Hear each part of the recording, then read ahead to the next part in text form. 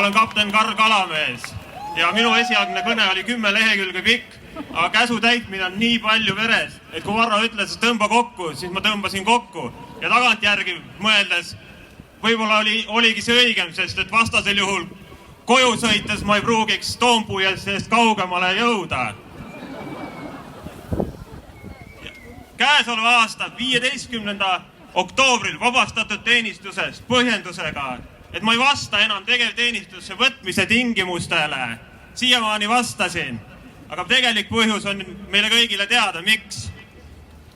Ja nüüd olen töötu, kaotasin oma põhiseaduslikule õigusele kindlaks jäädes oma elukutse ja üles töötatud karjääri riigi ja rahva vabadusi kaitsvas organisatsioonis. Muu hulgas võimaluse 50-aastaselt nautida Kaitseväe eripensionit, rääkimata kõige vahetumast kaotusest, igakuisest riiklikust sissetulekust. Õnneks mul on armastav pere, abikaasa ja 2 väikest last, 2-aastane poeg ja 5. tütar. Paljuski pean olema tänulik abikaasale, kes riskides perekonna toimetulekuga püsis vankumatult minu vaba valikut toetavana. See on järjekordne näide looduse poolt naistele kaasa antud erakordsest empaatia ning vastupidamisvõimest. Läbi ajaloo just see omadus ongi hoidnud elus Eesti rahvast, kui mehed on läinud sõtta vabaduse eest võitlema.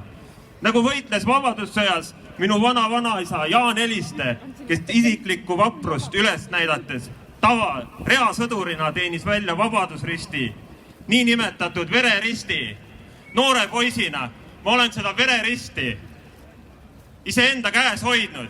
Toona teatud kadedusega, kas mul kunagi üldse elus ligilähedaselt midagi nii õilsat ja nii vaprat üldse õnnestub korda saata. Täna ma olen siin.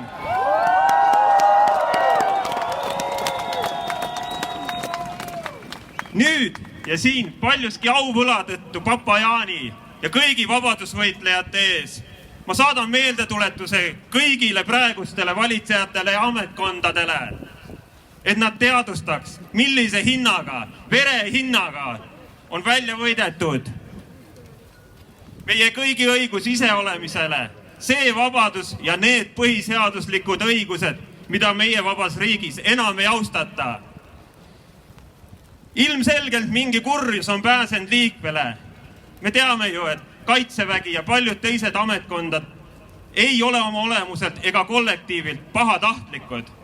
Seal töötavad ju valdavalt ikkagi head ning kodumaa armastust väärtustavad tublid ja töökad professionaalid. Ehedaks tõestuseks minu enda viimaste kuude kogemus. Terves kollektiivis, isegi vahetud ülemad, mitte keegi ei vaadanud minu poole halvaks panevalt. Pigem tuli sõbralik patsutus õlale ja toetus, et ma olen jäänud oma põhimõtetele kindlaks.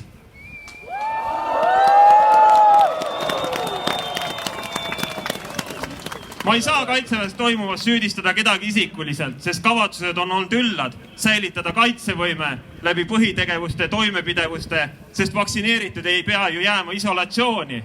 Aga see, kuidas kõik välja kukkus ning kuidas inimestele põhjustati kannatusi, see on olnud ebainimlik, ebaväärikas, kohati alavääristav.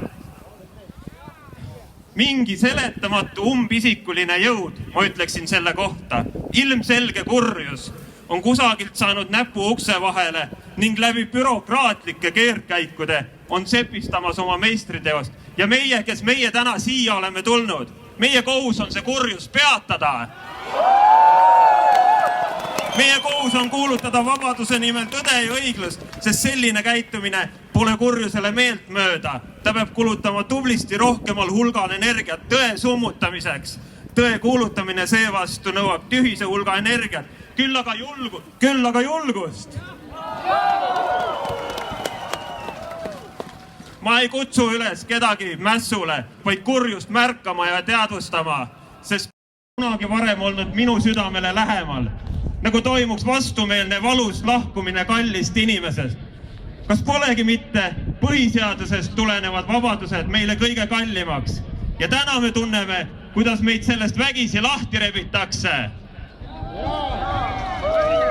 Siin täna ja vajadusel igal järgneval meeleavaldusel me tuleme välja ja me ütleme välja: elagu vaba Eesti!